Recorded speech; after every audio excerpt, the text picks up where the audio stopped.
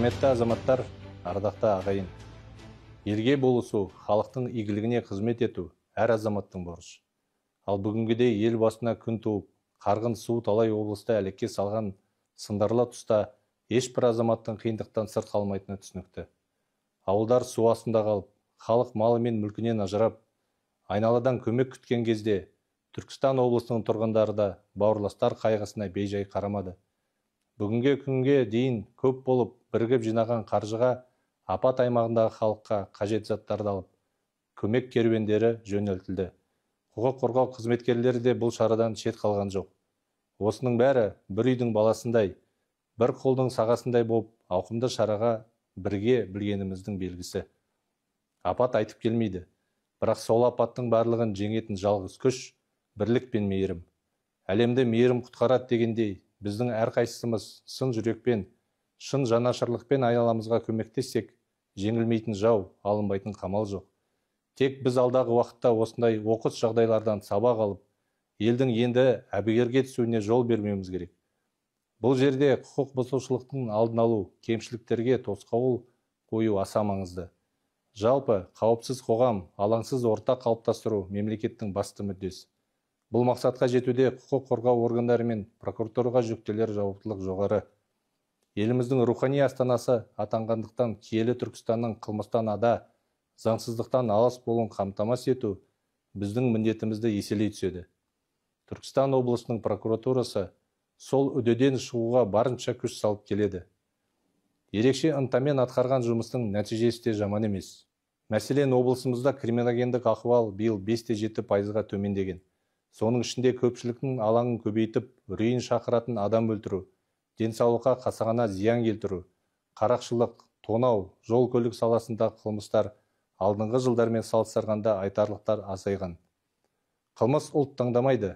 Құқық бұзушылықты айыптауда руға бөліну, аталастың сөзін сөйлеу адамдыққа жат, заңға қайшы. Сондықтан өз аймағымыздың татулығы мен тыныштығына ел таңдансын, жұрт сүйсінсін десек, бір жағадан бас, бір жеңнен қол шығарып, қылмыспен ымырасыз күресуіміз керек. Ел ішінде жүргізілген түсіндіру жұмыстарының нәтижесінде адам ұрлау дерегі де кеміді. Бұл қылмыстың негізгі бөлігін қыз алып қашу оқиғалары құрап отыр. Құқықтық мемлекетте қыздардың келісімсіз отбасын құру қылмыс. Әрі адам ұрлау қылмыстан жалтару үшін қазақы салт дәстүрге арқа сүйеу қате. Қаншалықты қазақы аймақ болсақ та, әр отбасы қыздың қалауын ескеру, қыздың көз жасына қалмау керегін үнемі айтып, ескертіп отыру тиіс. Адамды алдау арғынның алдында қылмыс дейді бабаларымыз.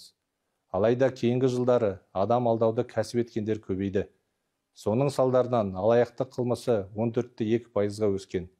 Оның ішінде интернет алаяқтық 5,8%-ға артқан. Өзі саққа Құдай жақ дейді бабалар тәмсілі. Өкінішке қарай, қанша ескерту жасалып, қаншама деректер айтылып жатса да, алаяқтың арбауына түсетіндер азаймай отыр. Алаяқтар жаңадан велосипед ойлап тауып жатқан жоқ, бірақ халық құзырлы органдардың ескертуінен гөрі алаяқтардың жылтыр сөзіне, орындалмайтын уәдесіне сенеді. Айталық, Түркістан облысының прокуратура органдары алаяқтықтан сақтандыру мақсатында қылмыстың алдын алу үшін ведомствоаралық жұмысшы тобы құрылып, оның құрамына прокуратура, әкімшілік, полиция, білім беру және басқа да уәкілетті орган өкілдері топтастырылды. Қала аудан прокуратуралардың интернет парақшасында 80-нен аса құқықтық сауатты көтеретін, алаяқтың алдын алуға көмектесетін мақала жарияланды. Билбордтар ілініп, облыс прокуратурасы интернет алаяқтыққа қарсы арнайы бейнероликтер әзірлеп, әлеуметтік желілерде кеңінен таратты. Прокурорлар білім ошақтары мен жоғары оқу орындарында алаяқтықтың салдарына қатысты лекция оқып, бірқатар басқосулар ұйымдастырды. Күнделікті интернет желілеріне мониторинг жүргізу барысында күмән тудыратын 300-ге жуық жарнама анықталып, бұғатталды. Ең бастысы, алаяқтық, интернет алаяқтық бойынша анықталатын қылмыстар ашық талдалынып, қылмыстың сипаты азаматтарға көрсетіліп келеді.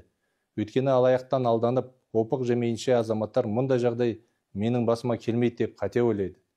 Халық қапы қалмас үшін сақ жүрсең, сау жүресің дегенді әлі қанша түсіндіреріміз белгісіз.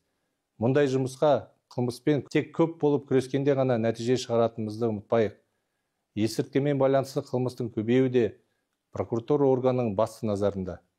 Есірткіге елде аздыратын, жастарды өлімге жетелейтін у. Зиянсыз есірткі болмайды. Есірткіні табыс көзіне айналдыру да адамды біртіндеп өлтірумен тең. Біздің өңірдегі есірткімен байланысты қылмыс 49-да 5%-ға өскен. Бұл ойландыратын, ой салдыратын мәселе. Әрине, пайыздық көрсеткіштің өсуі есірткі бизнесімен күрестің күшеюімен, сонымен бірге көрші елдерден келетін контрабанданың артуымен байланысты.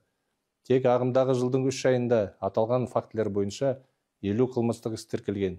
Соған орай облыстық прокуратура көршілес елдердің құқық қорғау органдарына шекаралық және кедендік қызметтердің жұмысын күшейту қажеттілігі жөнінде хат жолдады. Есірткімен көршілес елдер бірлесе күрессе, оң нәтиже көп күттірмейтін деп ойлаймын. Бала деген сәмбі тал. Жер қалай қисайса, тал солай қарай майысады. Сол сияқты баланың да дұрыс жолды таңдауы тәрбиеге тәуелді. Сондықтан балаларды түзу жолға салып, кәмелетке толмағандар қылмысының алдын алу қашанда өзекті. Түркістан облысының прокуратурасы бұл бағытта кешенді шараларды жүзеге асыруда. Айталық, облыстағы әрбір оқу орнында уәкілетті және прокуратура органдарының қызметкерлері бекітіліп, құқық бұзушылықтың алдын алуда бірігіп жұмыс атқаруда. Жайсыз отбасылардың тізімі түзіліп, ондағы балалардың тұрмыс жағдайы жіті бақылауда. Өгей әкесімен, өгей шешесімен бірге тұратын балалар тізімі жасалып, ондағы балалардың да психологиялық, тұрмыстық жағдайы қадағаланады. Балалар қылмысының алдын алу үшін жасырын сауалнамалар жүргізіліп, ондағы кемшіліктерді жедел жоюға қадам жасалуда. Балалар құқығын түсіндіру мақсатында арнайы дәрістер өткізіліп, бұқаралық ақпарат құратын бетінде танымдық мақалалар жариялануда. Ынтымақтаса жүргізілген жұмыстардың арқасында балалар құқығын қорғауға қатысты негізі басымдықтар анықталды.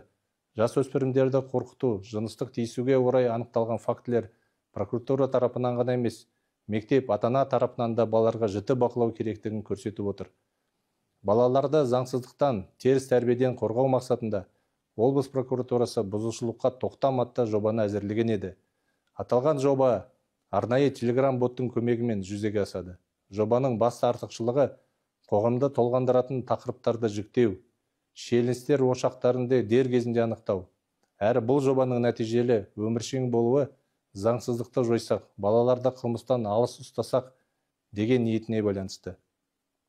Өйткені жоба талабына сай, телеграм-бот арқылы кез келген азамат өзіне белгілі болған, өзі куәсі болған барлық құқық бұзушылықтар, оның ішінде есірткі насихаттау және заңсыз жарнамалар, есірткі заттарын қолдану орындары, жасөспірімдер арасындағы құқық бұзушылық, интернет желісіндегі алаяқтық фактілері немесе күмәнді жарнамалар туралы дереу онлайн режимінде оқиға орнын көрсете отырып, құзырлы органдарға хабардай алады. Ұсыныс бізден, ал жобаны тиімді пайдаланып өту сізден, қадірлі ағайын. Ана мен бала мемлекет қолдауына зәру. Отандық заңнамада ана мен баланы қорғауға айрықша басымдық берілген. Әйелдерге деген қамқорлықтың айқымы кең. Ең бастысы, осы қамқорлықтың игілігін аналар, қарындастар көруі, сезуі керек. Мәселен, облысымыздың мемлекеттік қызметшілерінің 27,6% нәзік жандылар. Тұрақты жұмыспен қамтылғандардың 44,5% әйелдер. Бизнесте де белсенділік танытып, өз кәсіптерін одан әрі дамытуда.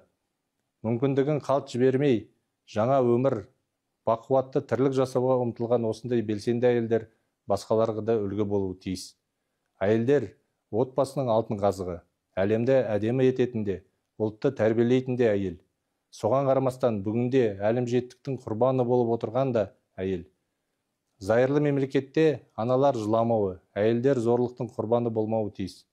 Мысалы, Түркістанда тұрмыстық зорлық зомбылық құрбандарына әлеуметтік қызметтер көрсету бойынша 50 орындық орталық ашылды. Онда өмірден теперіш көрген жандарға жайлы жағдайда толыққанда астам бөлек құқықтық, психологиялық, медициналық кеңес беріледі. 2023 жылы аймақтағы дағдарыс орталықтарында 210 адам көмек алған.